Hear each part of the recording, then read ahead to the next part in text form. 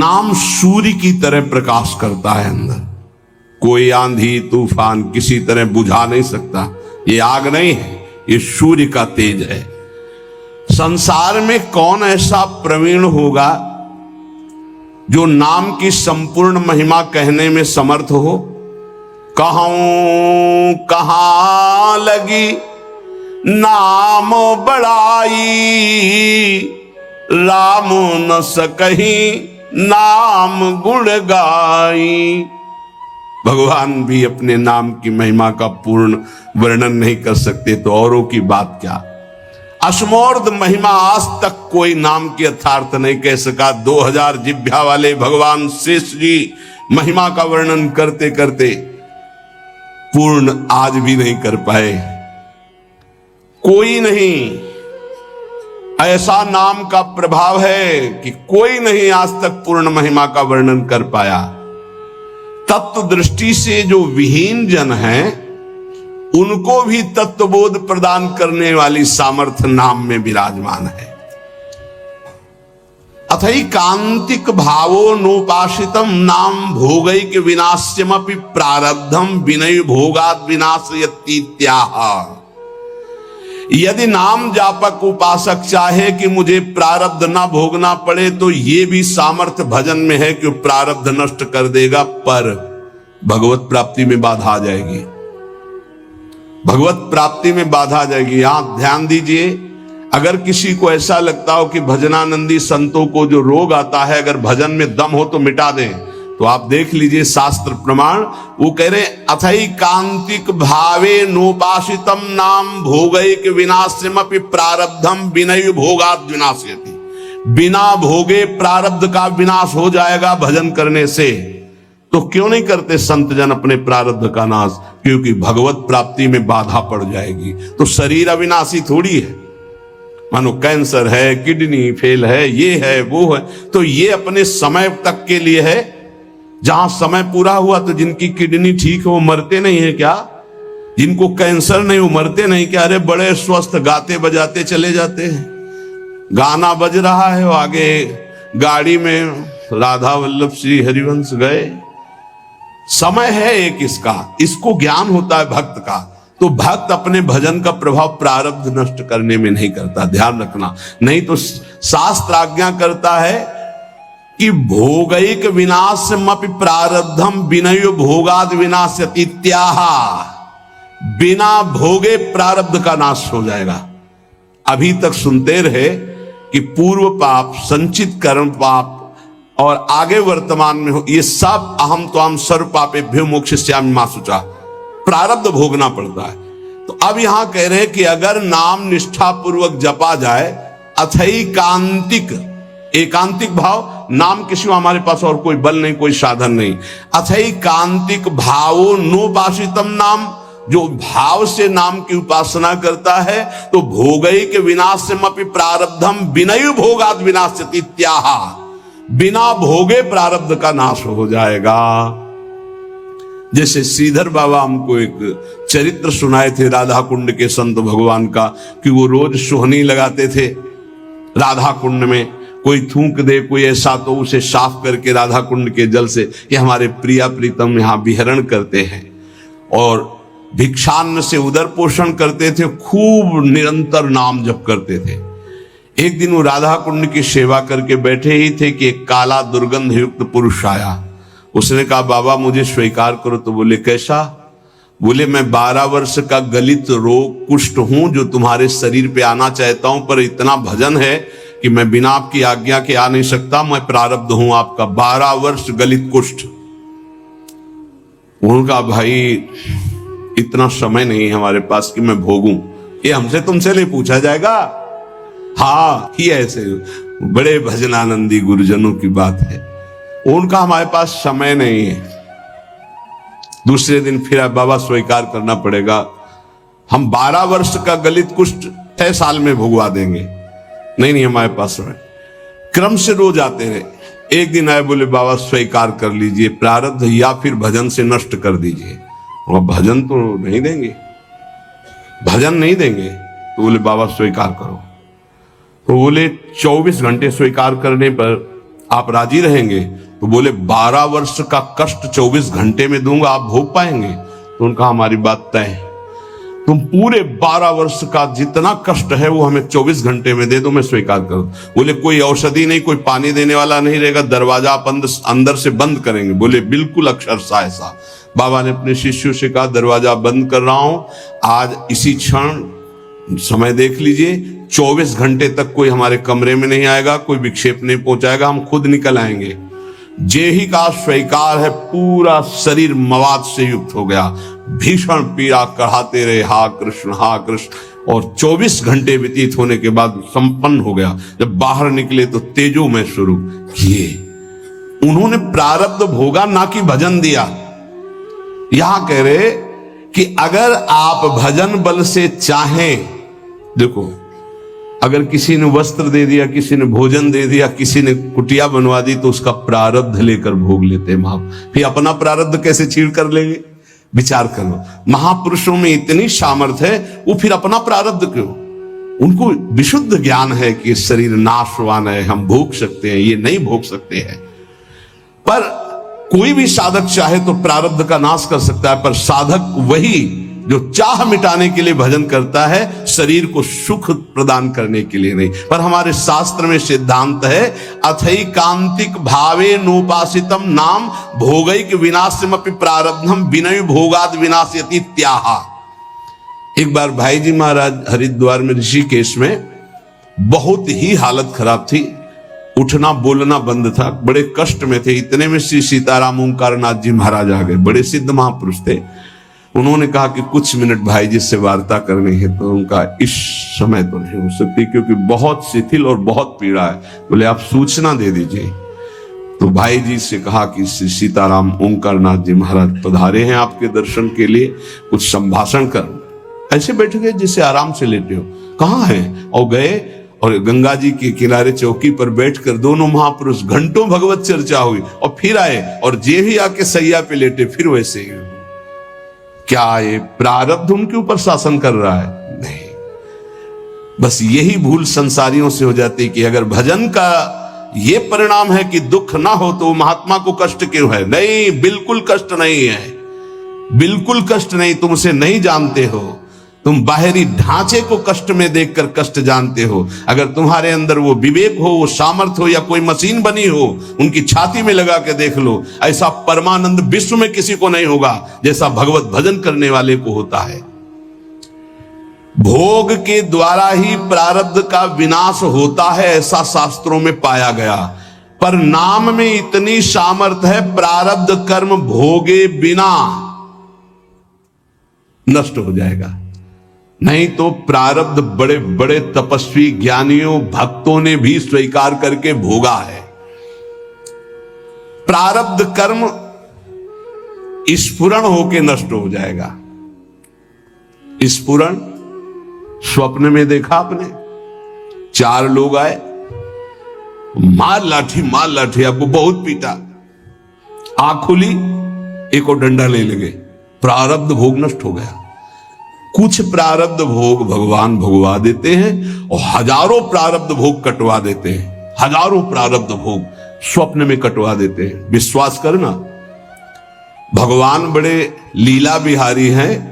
अपने जनों के प्रारब्ध को बहुत मात्रा में जो लिखे हुए हैं उनको तो स्वप्न में कटवा देते हैं। कुछ ऐसे थोड़े देते हैं, और वो भी ऐसा मार होता है प्रारब्ध का भगवान के भक्तों का, जैसे कोई पड़ोसी से बालक कुछ बिगाड़ करके झगड़ा कर लिया, अब पड़ोसी मारने आ रहा है तो उसकी मैया बड़ी प्रवीण होती, दौड़ के जाती है, वो कहती है अरे रुको रुको, कहा था दुष्ट तू मानेगा नहीं। वो इतना गुस्सा करके ऊंचे हाथ उठा के, और हाथ पीठ में आते आते नरम पड़ गया और धीरे से लगा, फिर ऊपर उठा तो आसपास, अरे बहन जी रहने दीजिए, आप कहते हो तो हम मान जाते, नहीं हाथ तो इसकी खाल उधेड़ देती। ऐसा प्रारब्ध भोग भोगवाते भगवान, समझ पा रहे हो? हाथ बहुत ऊंचा उठा रही मैया, पर उसका लाला है इसलिए बहुत धीरे पड़ता है जाकर के। अगर पड़ोसी मारता तो भले हाथ ऊंचा ना उठता, लेकिन वो बहुत जोर का लगता। तो ऐसे ही प्रारब्ध पड़ोसी की तरह पिटाई करता है सबकी, लेकिन भक्तों के प्रति जब पिटाई होती है तो मैया की तरह पिटाई होती है। हाँ, जैसे कुम्हार नीचे हाथ लगा के ऊपर पिटाई करता है ना मटकी की, ऐसे भगवान आनंद सिंधु सत्य कह रहे हैं, आनंद का हाथ लगा करके ऊपर से प्रारब्ध को भगवा देते हैं। ब्रह्म विद्या का साक्षात्कार करने वाले महापुरुषों के संचित भस्म हो जाते हैं, क्रियमाण का नाश हो जाता है, परंतु प्रारब्ध भोगना पड़ता है। परंतु वही प्रारब्ध नाम निष्ठा वाले को चाहे तो स्पर्श भी नहीं कर सकता। इसमें वेद प्रमाण है, सा एव सर्वेभ्यः पापमभ्यः उदितः उदेति ही वै सर्व पापमभ्यो या एवं वेद उदिति तस्य नाम।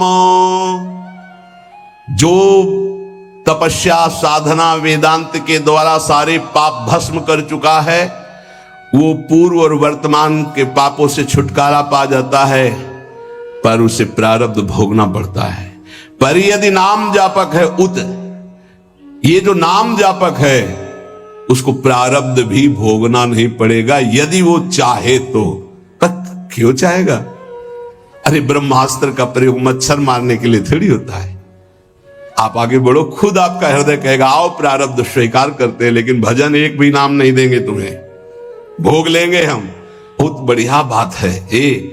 देखो, जब पैसे में मात हो जाता ना, तो जिससे उधार लिया जाता कहा जाता 2 दिन काम करवा लो यार, पैसा मत लो, शरीर से हम काम कर देंगे, पैसा हाँ राजी। ऐसे ही भक्त होता है, शरीर से हम भोग लेंगे, भजन नहीं देंगे तुम्हें, हाँ राजी, आओ। देव कष्ट और आर्त भाव से पुकारेंगे राधा राधा राधा, हम तो माला माल है, हमारा घाटा क्या है। अभी शरीर छूटे तो प्रियाजू मिलेंगे, कल छूटे तो प्रियाजू मिलेंगे, 10 वर्ष बाद छूटे तो प्रियाजू मिलेंगे। जो यहां कर रहे हैं वहां करना है। यहां आप लोगों के रूप में बैठे हुए भगवत चर्चा हो रही है, वहां प्रियाजू के सामने प्रियाजू का यश गा करके नाचेंगे, गाएंगे, खेलेंगे, कूदेंगे अपनी स्वामिनी जी के साथ। घाटा कहाँ है हमारे पास? भक्तेभ्यो विचित्रानंदान प्रदातुम बहुरूपत याविर्भावा दति करुणामिदम नामेति भावे नाहा। बहुत जोर की बात है। अब देखिए, भक्तों को विचित्रानंद की प्राप्ति ये नाम कराता है। विचित्रानंद ये अनेक रूप धारण कर लेता है नाम। यही भक्त का भोजन बन जाता है, भक्त का वस्त्र बन जाता है, भक्त की रक्षा बन जाता है, भक्त का व्यवहार बन जाता है, भक्त का सर्वस्व नाम बन जाता है। सर्वस्व नाम, सब रूपों में नाम। ये भक्तेभ्यो विचित्रानंदान प्रदातुम, जैसे भगवान सब रूप में, ऐसे नाम सब रूप में। नाम जापक उपासक का वही अंग रक्षक बन जाता है, वही दुलार करने वाली मां बन जाता है, वही वस्त्र बन जाता है, वही भोजन बन जाता है, वही जीवन बन जाता है, वही यश कीर्ति व्यवहार वैभव सिद्धियां सब नाम बन जाता है। भक्तेभ्यो विचित्रानंदान प्रदातुम बहुरूप तयाविर्भावा दति करुणामिदम नामेति। अति करुणामय नाम, किसी को स्पर्श नहीं करने देता। मेरा लाडला, जैसे मां का लाडला बच्चा हो तो अपनी छाती से लगाए रहे, ऐसे नाम। नाम जापक के लिए सब रूप धारण कर लेता है नाम, सब रूप नाम धारण कर लेता है। भक्तों को विचित्र आनंद देने के लिए अनेक रूप से प्रकट होकर ये नाम भगवान विशेष सेवा सत्कार दयालुता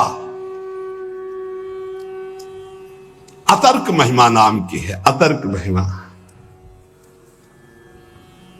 जब किसी बड़े महापुरुष के मुख से तब ये लगा कि 1 करोड़ 1 अरब लोग बोले जय, उसका कोई महत्व नहीं, लेकिन एक भगवत प्राप्त महापुरुष कह दे जय, उसका महत्व है। ये नाम भगवान कैसे महामहिमा है, कैसा इनका स्वरूप है, वाणी असमर्थ है बता सके। अतर्क है इनकी महिमा। इनसे जो प्रीति कर लेता है तो रात दिन दूना रात चौगुना जैसे नहीं कहते, ऐसे परमानंद बढ़ाते चले जाते हैं। अघदमन यशोदा नंदनौ नंद सूनो कमल नयन गोपी चंद वृंदावनेन्द्रा प्रणत करुण कृष्णावित्यनेक स्वरूपे त्वयि ममृतिरुच्चैर्वर्धतां नामधेयः। प्रणत, जिसने भगवान के नाम की शरण ले ली, याम नाम की महिमा कह रहे, ऐसा सुख मिलता है कि वो जिस भाव वाला होता है अपने भाव से करुण रुदन करते हुए, आनंद का रुदन होता है, एक रुदन होता है विरह का, और एक होता है आनंद समाता नहीं है तब वो चिल्ला चिल्ला कर रुदन करता है। निरखत नित्य विहार पुलकित तन रोमावली आनंद नयन सुधार, यह जो कृपा हरिवंश की। पुकार पड़ता है कमल नयन, हा कमल नयन, हा गोपी वल्लभ, हा राधा वल्लभ, हा यशोदानंदन। जिस भाव वाला होता है हृदय से उसकी पुकार ऐसे उठती है। अगदमन करने वाले वृंदावन चंद्र प्रणत करुण कृष्ण नाम जहां है एक क्षण के लिए भी उसे नहीं छोड़ते। अति करुणत्वं ते स्फुटमस्ति अतस्त्वामेव संश्रायामेति। अति करुणामय अति दयालु नाम है भगवान से भी बढ़कर। बड़े भाग्यशाली जिन्होंने नाम का आश्रय ले लिया। वाच्यम वाचकमित्युदेति भवतो नाम स्वरूपद्वयम् पूर्णास्मात् परमेव हंत करुणम तत्रापि जानीमहे। यस्तस्मिन् विहितापराध निवहा प्राणी समन्ताद् भवे दास्ये नेदमुपास्य सोपि सदा नंदाम्बुधौ मज्जते। श्वास घटती जा रही है, कब अंत हो जाए सुनने वाले के और सुनाने वाले की कोई भरोसा नहीं। इसलिए सुना लीजिए और सुन लीजिए, यही जीवन की सार्थकता है। अतिशय दयालु भगवान नाम, बहुत महिमामयी बात चल रही है, इसको पकड़ते जाओ। ये वाच्य वाचक रूप से प्रकट है, राधा राधा राधा, कृष्ण कृष्ण, पर यह सच्चिदानंद विग्रह वाले प्रभु से भी बढ़ करके है। श्री कृष्ण गोविंद जो भगवान के नाम हैं, ये भगवान की अपेक्षा भी महाशक्तिशाली है। श्री कृष्ण से श्री कृष्ण का नाम महाबलशाली है, अधिक दयालु है। और लालजू कहते हैं किशोरी जी से भी ज्यादा मुझे प्रिय किशोरी जी का नाम है।